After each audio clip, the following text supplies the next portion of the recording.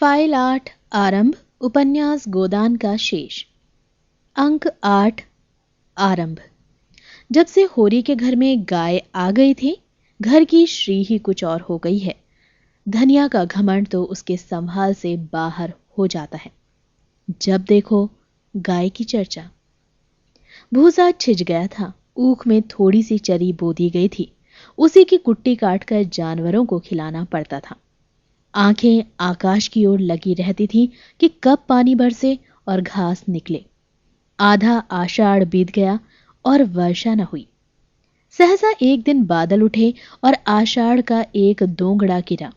किसान खरीफ बोने के लिए हल लेकर निकले कि राय साहब के कारकुन ने कहला भेजा, जब तक बाकी न चूक जाएगी किसी को खेत में हल न ले जाने दिया जाएगा। किसानों पर जैसे व्रजपात हो गया। और कभी तो इतनी कड़ाई न होती थी, अब की ये कैसा हुक्म। कोई गांव छोड़कर भागा थोड़े ही जाता है। अगर खेतों में हल न चले तो रुपए कहां से आ जाएंगे। निकालेंगे तो खेत ही से। सब मिलकर कारकुन के पास जाकर रोए। कारकुन का नाम था पंडित गोसेराम।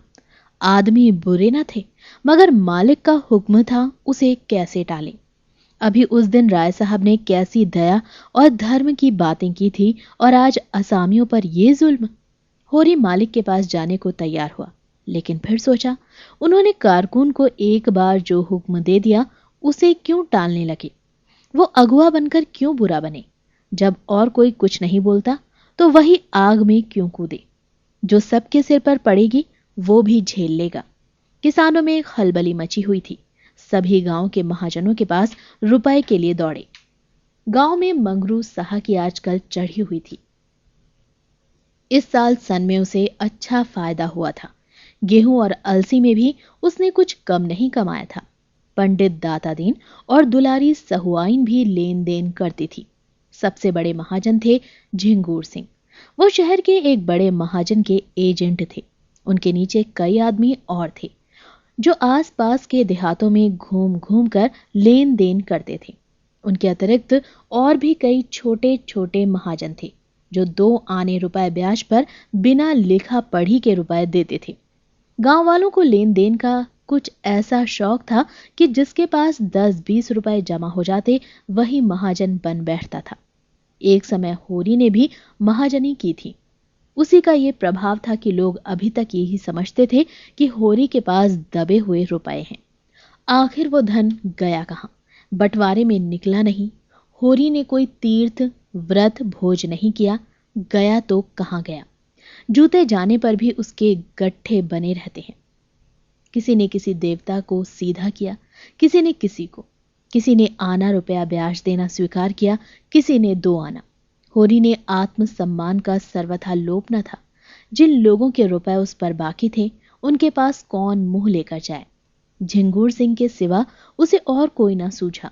वो पक्का कागज लिखाते थे, नजराना अलग लेते थे, दस्तूरी अलग, स्टाम्प की लिखाई अलग। उस पर 1 साल का ब्याज पेश की काट कर रुपया देते थे। 25 रुपए का कागज लिखा तो मुश्किल से 17 रुपए हाथ लगते। मगर इस गाढ़े समय में और क्या किया जाए। राय साहब की जबरदस्ती है, नहीं इस समय किसी के सामने क्यों हाथ फैलाना पड़ता। झिंगूर सिंह बैठे दातून कर रहे थे। नाटे, मोटे, खलवाट, काली लंबी नाक और बड़ी बड़ी मूछों वाले आदमी थे, बिल्कुल विदूषक जैसे, और थे भी बड़े हंसोड़। इस गांव को अपनी ससुराल बनाकर मर्दों से साले या ससुर और औरतों से साले या सलहज का नाता जोड़ लिया था।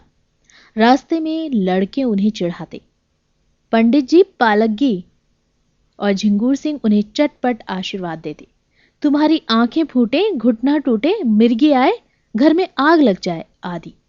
लड़के इस आशीर्वाद से कभी ना आघाते थे, मगर लेन देन में बड़े कठोर थे। सूद की 1 पाई नहीं छोड़ते थे और वादे पर बिना रुपए लिए द्वार से न टलते थे। होरी ने सलाम करके अपनी विपत्ति कथा सुनाई। झिंगूर सिंह ने मुस्कुराकर कहा, वो सब पुराना रुपया क्या कर डाला। पुराने रुपए होते ठाकुर तो महाजनों से अपना गला न छुड़ा लेता कि सूद भरते किसी को अच्छा लगता है।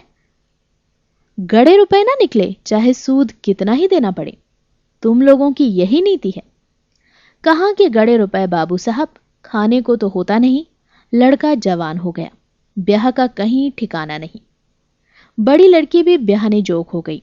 रुपए होते तो किस दिन के लिए गाड़े रखते। झिंगुर सिंह ने जब से उसके द्वार पर गाय देखी थी, उस पर दांत लगाए हुए थे।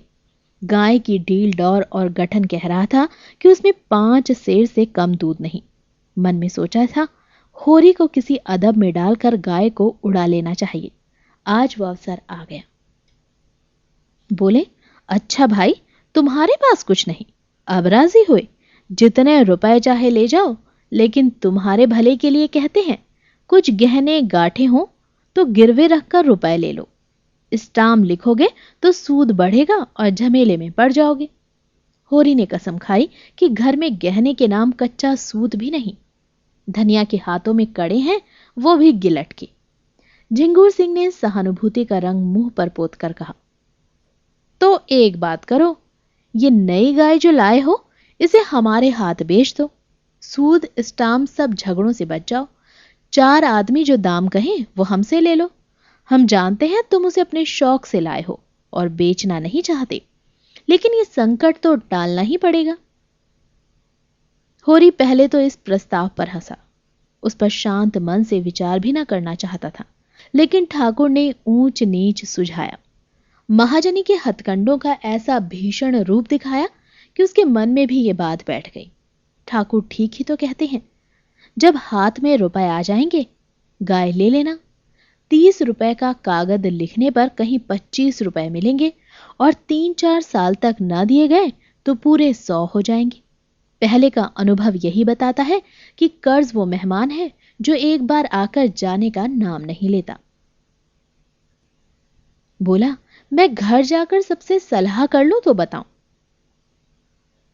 सलाह नहीं करना है, उनसे कह देना कि रुपए उधार लेने में अपनी बर्बादी के सिवा और कुछ नहीं।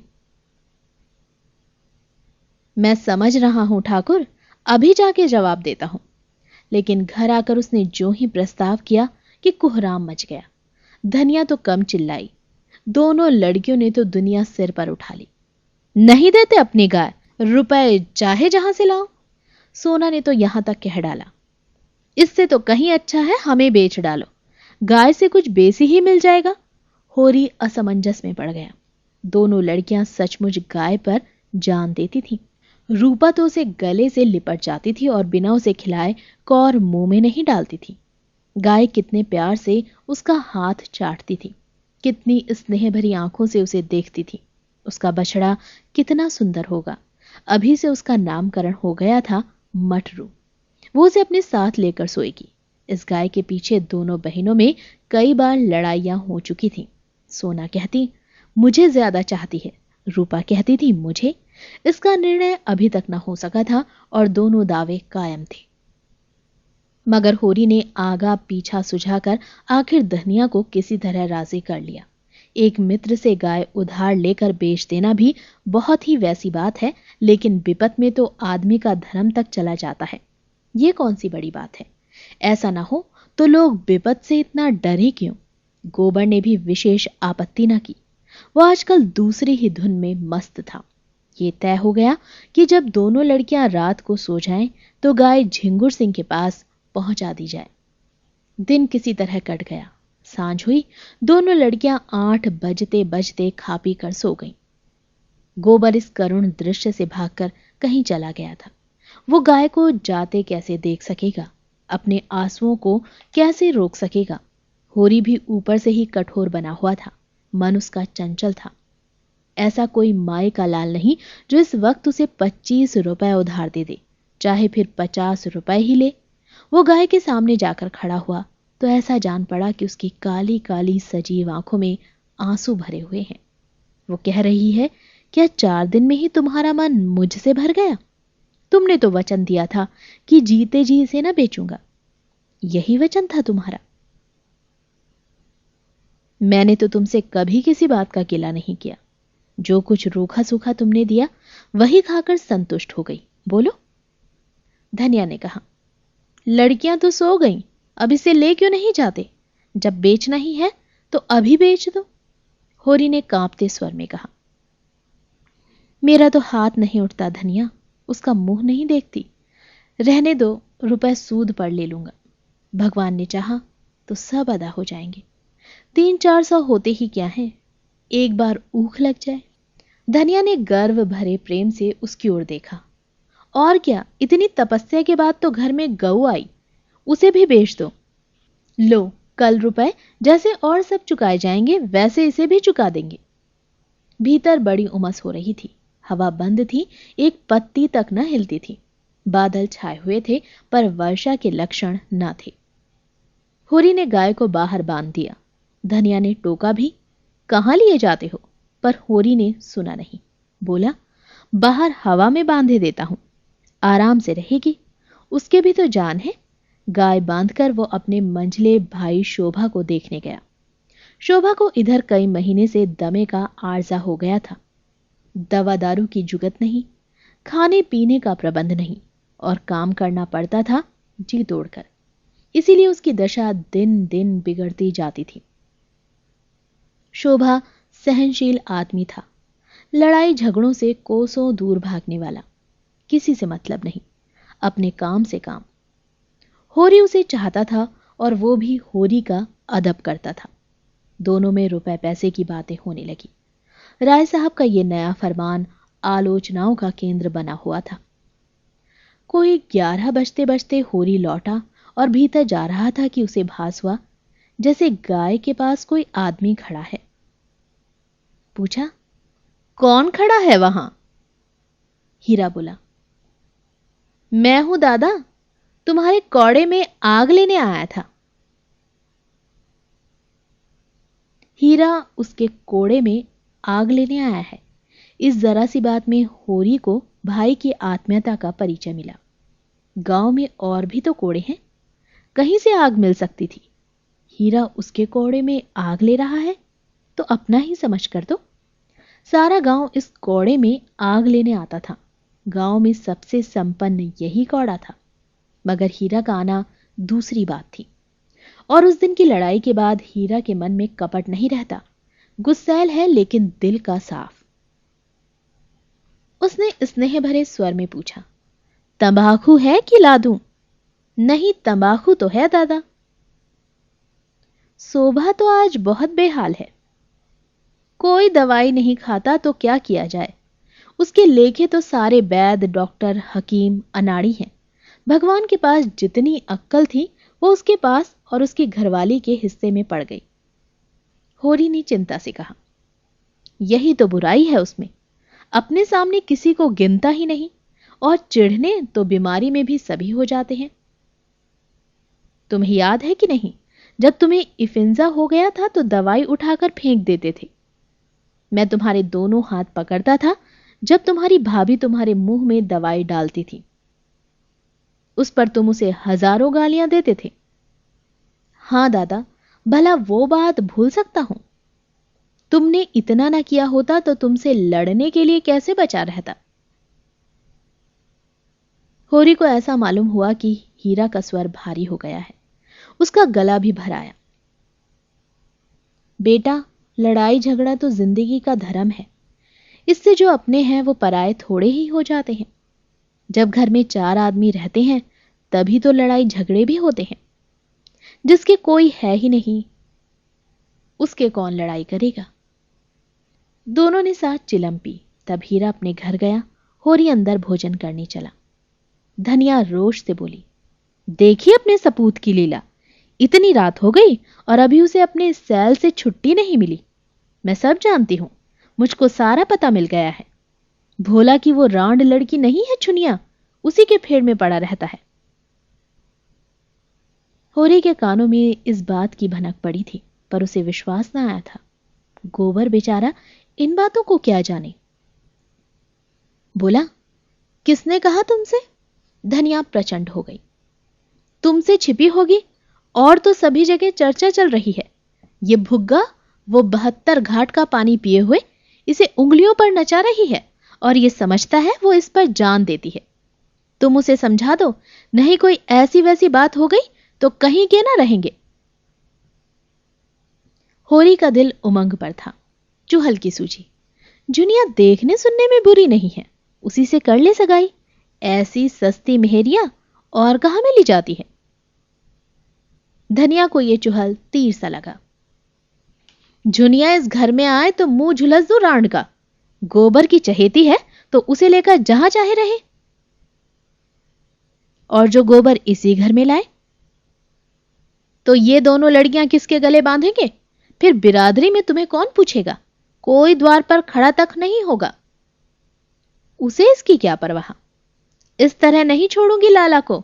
मर मर के मैंने पाला है और झुनिया आकर राज करेगी। मुंह में आग लगा दूंगी रांड के। सहसा गोबर आकर घबराई हुई आवाज में बोला, दादा, सुंदरिया के क्या हो गया? क्या काले नाग ने छू लिया? वो तो पड़ी तड़प रही है। होरी चौके में जा चुका था। थाली सामने छोड़कर बाहर निकल आया और बोला, क्या आसुगुन मुंह से निकालते हो? अभी तो मैं देख कर आ रहा हूं, लेटी थी। तीनों बाहर गए। चिराग लेकर देखा, सुंदरिया के मुंह में फिचकुड़ निकल रहा था। आंखें पथरा गई थी, पेट फूल गया था और चारों पांव फैल गए थे। धनिया सिर पीटने लगी। होरी पंडित दातादीन के पास दौड़ी। गांव में पशु चिकित्सा के वही आचार्य थे। पंडित जी सोने जा रहे थे। दौड़े हुए आए। दम के दम में सारा गांव जमा हो गया। गाय को किसी ने कुछ खिला दिया। लक्षण स्पष्ट थे। साफ विष दिया गया है। लेकिन गांव में कौन मुद्दई है जिसने विष दिया हो? ऐसी वारदात तो इस गांव में कभी नहीं। लेकिन बाहर का कौन आदमी गांव में आया? होरी की किसी से दुश्मनी भी न थी कि उस पर संदेह किया जाए। हीरा ने कुछ कहा सुनी हुई थी, मगर वो भाई भाई का झगड़ा था। सबसे ज्यादा दुखी तो हीरा ही था। धमकियां दे रहा था कि जिसने यह हत्यारों का काम किया है उसे पाए तो खून पी जाए। वो लाख गुस्सैल हो पर नीच काम नहीं कर सकता। आधी रात तक जमघट रहा। सभी होरी के दुख में दुखी थे और वधिक को गालियां देते थे। वो इस समय पकड़ा जा सकता तो उसके प्राणों की कुशल न थी। जब यह हाल है तो कोई जानवरों को बाहर कैसे बांधेगा? अभी तक रात बिरात सभी जानवर बाहर पड़े रहते थे। किसी तरह की चिंता न थी। लेकिन अब तो एक नई विपत्ति आ खड़ी हुई थी। क्या गाय थी कि बस देखता रहे। पूजने जोग 5 सेर से दूध कम न था। 100 का एक बछड़ा होता। आते देर न हुई और ये वज्र गिर पड़ा। जब सब लोग अपने अपने घर चले गए तो धनिया होरी को कोसने लगी। तुम्हें लाख समझाया पर करोगे अपने मन की। तुम गाय खोलकर आंगन से चले तब तक मैं जूझती रही कि बाहर न ले आओ। हमारे दिन पतले हैं, न जाने कब क्या हो जाए। लेकिन नहीं, उसे गर्मी लग रही है। अब तो खूब ठंडी हो गई है और तुम्हारा कलेजा भी ठंडा हो गया। ठाकुर मांगते थे, दे दिया होता तो एक बोझा सिर से उतर जाता और निहोरा होता। मगर यह तमाचा कैसे पड़ता? कोई बुरी बात होने वाली होती तो मती पहले ही मर जाती है। इतने दिन मजे से घर में बंधी रही, न गर्मी लगी न जूड़ी आई। इतनी जल्दी सबको पहचान गई थी कि मालूम ही ना होता था कि बाहर से आई है। बच्चे उसके सींगों से खेलते रहते थे। सिर तक न हिलाती थी। जो कुछ नांद में डाल दो चाट पोंछ कर साफ कर देती थी। लक्ष्मी थी। अभागों के घर क्या रहती? सोना और रूपा भी ये हलचल सुनकर जाग गई थी और बिलख बिलख कर रो रही थी। उसकी सेवा का भार अधिकतर उन्हीं दोनों के हाथों पर था। उनकी संगनी हो गई थी। दोनों खाकर उठती तो एक एक टुकड़ा रोटी उसे अपने हाथों से खिलाती। कैसा जीभ निकालकर खा जाती थी और जब तक उनके हाथ का कौर न पा लेती खड़ी ताकती रहती। भाग्य फूट गए। गोबर और दोनों लड़कियां रो धोकर सो गई थी। होरी भी लेटा। धनिया उसके सिरहाने पानी का लोटा रखने आई तो होरी ने धीरे से कहा, तेरे पेट में बात पचती नहीं। कुछ सुन पाएगी तो गांव भर में ढिंडोरा पीटती रहेगी। धनिया ने आपत्ति की, भला सुनो, मैंने कौन सी बात पीट दी कि यूं ही बदनाम कर दिया?